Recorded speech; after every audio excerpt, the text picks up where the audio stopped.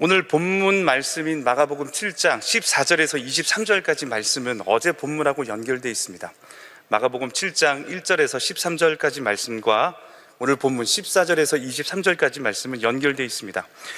오늘 본문 말씀을 우리가 잘 이해하기 위해서는 어제의 말씀의 내용을 간략하게 한번 정리해 봐야 되는데요. 예수님을 책잡기 위해서 예수님과 이 제자들을 찾아온 바리새인들과 서기관인들은 예수님의 제자들이 손을 씻지 않고 떡을 먹는 것을 보고 예수님의 제자들이 왜 장로의 전통을 지키지 않느냐고 비판하고 책망을 합니다. 예수님은 자신과 제자들을 비판하는 바리새인들과 서기관인들에게 너희는 사람의 계명 곧 장로의 전통으로 하나님의 말씀을 폐하는 자들이고 너희는 겉과 속이 다른 외식하는 자라고 그들을 아주 강력하게 책망하시는 모습이 어제 본문이었습니다. 예수님과 논쟁을 벌였던 이 바리새인과 서기관들은요, 예수님의 말씀을 듣고자 예수님을 찾아온 많은 무리 속 예루살렘으로 찾아온 수많은 무리 중에 함께 섞여 있었습니다. 오늘 본문 말씀은 바로 그 이후의 이야기인데요, 예수님은 이 바리새인과 이 서기관들의 이 논쟁, 그 자리에서 논쟁하는 것을 지켜보았던 이 무리들을 위해서 예수님의 제자들을 책잡았던 이 손 씻는 문제, 이 정결의 문제를 비유를 통해 가르치시고 다시 한번 그들이 깨닫기를 원하시는 말씀이 오늘 본문 14절의 말씀입니다. 같이 한번 보겠습니다. 무리를 다시 불러 이르시되 너희는 다 내 말을 듣고 깨달으라. 자, 그렇다면 깨닫게 하시기를 원하시는 그 예수님의 가르침은 무엇일까요? 그 내용이 15절, 16절로 기록되어 있는데 이건 함께 한번 읽어보도록 하겠습니다. 무엇이든지 밖에서 사람에게로 들어가는 것은 능히 사람을 더럽게 하지 못하되 사람 안에서 나오는 것이 사람을 더럽게 하는 것이니라 하시고, 예수님은 딱 잘라 말씀하시죠. 사람을 더럽게 하는 것은 밖에서 사람 안으로 들어가는 것, 그것이 아니다. 사람을 더럽게 하는 것은 오직 사람 안에서 밖으로 나오는 것이다. 그것이 사람을 더럽게 한다고 말씀합니다. 그러나 제자들과 무리들은 이 예수님의 비유의 말씀을 잘 깨닫지 못한 것 같습니다.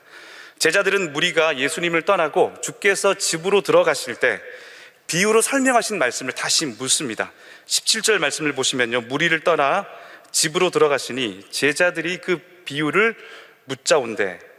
예수님은 제자들의 요청을 듣고요, 제자들이 비유의 말씀을 깨달을 수 있도록 아주 자세하게 설명하시는 내용을 오늘 기록하고 있습니다. 자, 18절이 그 내용을 담고 있고요, 23절까지 내용이 그 이야기를 기록하고 있습니다. 먼저 예수님은 밖에서 사람 안으로 들어가는 것이 무엇인지를 자세히 설명하십니다. 18절 중반절에서 19절 말씀을 한번 보도록 하겠습니다.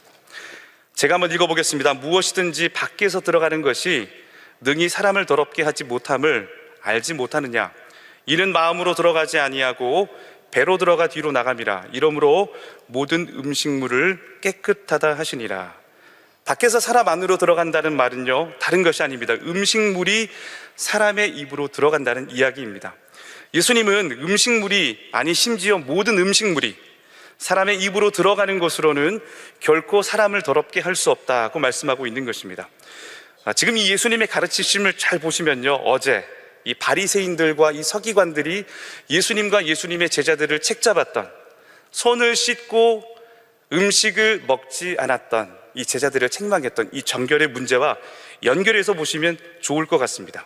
손을 씻지 않고 음식을 먹으면 부정한다고 가르쳤던 이 바리새인들과 사두개인들의 가르침, 이 장로의 전통, 이 사람의 계명을 완전히 반박하는 이야기입니다.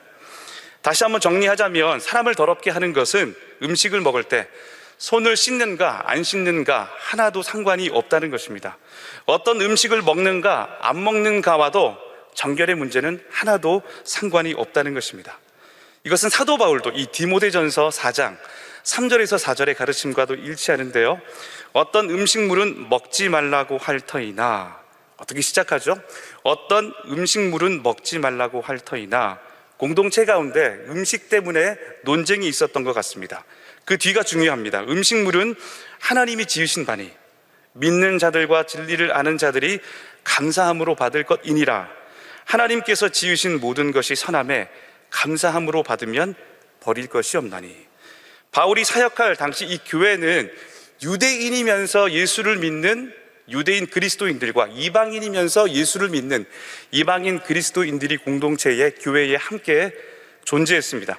유대인 그리스도인들은 어릴 때부터 율법을 잘 배웠기 때문에 그들은 율법이 먹지 말라 그 많은 음식들은 먹지 않았습니다. 그러나 이방인들 어떻습니까? 그들은 율법과 전혀 상관없는 사람이었기 때문에, 율법의 지식에는 전혀 무지했기 때문에 그들은 모든 음식을 담대하게 먹을 수 있는 자유가 있었습니다. 음식으로 인해서 어쨌든지 교회 안에서 갈등이 생긴 것입니다. 음식으로 인한 문제가 있었습니다. 사도 바울은 이 공동체 안에서 음식으로 인해 다투는 성도들에게 로마서 14장 17절에서 이렇게 얘기합니다. 하나님의 나라는 먹는 것과 마시는 것이 아니요. 하나님의 나라가 뭐라고요? 뭘 먹어도 된다, 뭘 안 먹어야 된다, 뭘 마셔야 된다, 무엇을 마시지 않아야 된다. 이것은 하나님의 나라와 하나도 상관없다. 중요한 것은 무엇입니까? 하나님의 나라는 오직 성령 안에 있는 의와 평강과 희락이다. 사도 바울은 그렇게 가르치고 있는 것입니다. 하나님의 나라는 정의와 평화와, 그래서 궁극적으로 그것이 가져오는 기쁨, 그 기쁨이 하나님의 나라의 정체성이다, 이렇게 말씀하고 있는 것입니다. 음식에 대한 바울의 가르침은 무엇입니까? 모든 음식물은 하나님이 선하게 지으셨기 때문에 믿는 자들이, 진리를 아는 자들이 감사함으로 먹으면 전혀 문제가 되지 않는다는 것이, 예수님의 가르침과 이 사도 바울의 가르침이 동일하다는 것을 우리는 확인할 수 있습니다. 하나님께서 지은 모든 것은 부족한 것이 없다. 그러니 감사함으로 먹으라는 것입니다. 그리고 바울은 이 디모데전서, 방금 저희가 봤던 이 4장 3절과 4절 뒤에 몇 절이죠? 5절이죠. 5절에 굉장히 중요한 말씀을 남기는데요, 하나님의 말씀과 기도로 어떻게 진다고요? 거룩해진다고 이야기를 합니다. 사람의 거룩의 문제는 먹는 것과 어떤 나를 지키는 것과 하나도 상관이 없다는 것입니다. 거룩의 문제는 무엇의 문제라고요? 오직 말씀과 기도의 문제라고 분명히 기록하고 있습니다. 모두 다 그런 것은 아니겠지만, 신앙생활을 하시는 분들 중에서 인간의 육신을 굉장히 나쁘고 악하다 생각하시는 분들이 종종 있습니다. 그 악한 육신을 제어한다는 명목으로 조금은 심할 수 있겠지만 금욕주의의 삶을 사시는 분을 제가 본 적도 있습니다. 사랑하는 성도 여러분, 그러면 인간의 육신은, 우리가 갖고 있는 육체는 정말로 악한 것인가요? 아니요, 결코 그렇지 않습니다. 인간의 육신은 하나님께서 주신 것, 하나님께서 지으신 것, 하나님이 저와 여러분에게 주신 것이기 때문에 결코 악할 수가 없습니다.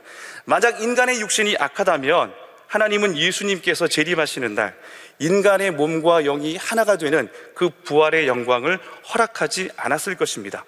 몸이 없는 영혼의 구원만을 허락하셨을 것입니다.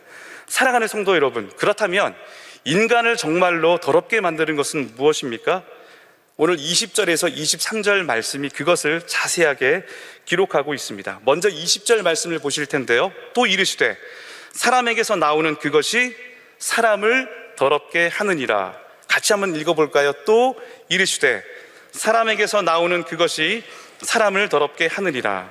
예수님은 사람을 더럽게 하는 것이 어디에서 나온다고 말씀하시나요? 밖에서 들어가는 음식의 문제가 아니라 사람 속에 있는 것이 밖으로 나오는데 그것이 사람을 더럽게 한다고 말씀하고 있습니다.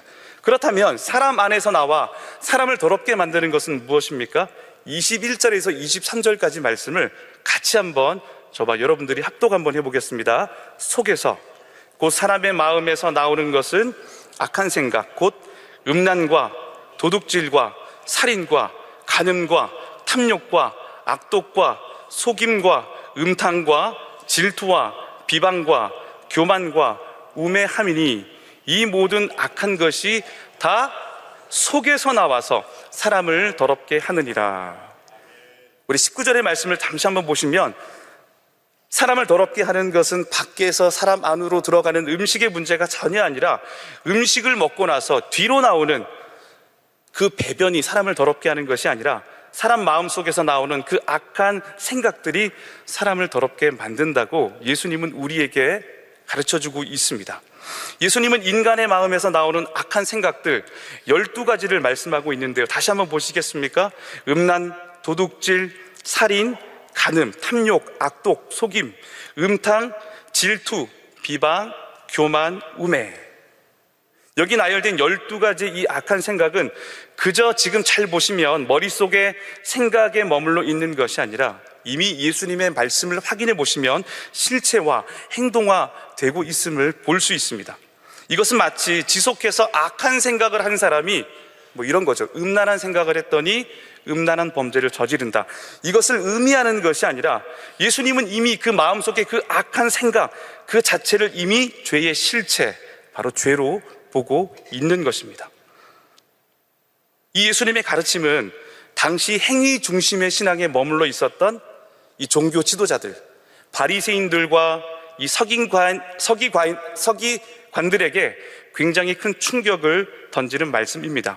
종교적 행위로만 사람을 평가하고 판단하고 정죄하고 자신들의 종교적 우월감에 빠져 있는 바리새인들과 서기관들의 가르침과 그들의 신앙의 일침을 가할 뿐만 아니라 그들의 마음속에 보이지 않는 마음의 악한 생각들이 이미 뭐라고요? 죄임을 밝히 드러내고 그들의 잘못된 신앙의 형태를 강하게 지적하고 고발하고 있는 것입니다.